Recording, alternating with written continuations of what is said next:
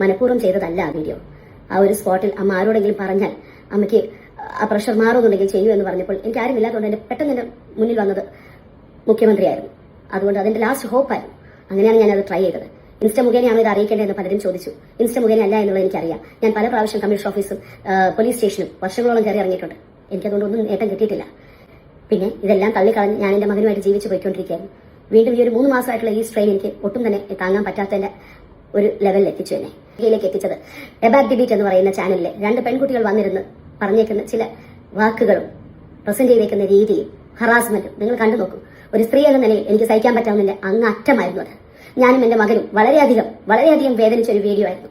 അതുപോലെ തന്നെ കക്കിരിയൻ ഫാമിലി ബ്രദറെ, ഞാൻ നിങ്ങളോട് എന്ത് ചെയ്തിട്ടാ? നിങ്ങൾ എന്തിനാണ് അങ്ങനെ ഒരു വീഡിയോ ചെയ്തത്? എന്റെ മകൻ ഇൻസ്റ്റയിൽ കണ്ടിട്ട് എന്നോട് വന്ന് ചോദിക്കുകയാണ്, സാരി മാറ്റുന്നത് പോലെ എന്ന് പറഞ്ഞാൽ എന്താ അമ്മ എന്ന് വെച്ചാൽ ആ കുഞ്ഞിനോട് ഞാൻ എന്ത് പറഞ്ഞു കൊടുക്കണം? ബ്രദറെ, നിങ്ങൾക്ക് പറ്റുമെങ്കിൽ എന്റെ മകനോട് നിങ്ങളൊന്ന് പറഞ്ഞു കൊടുക്കും.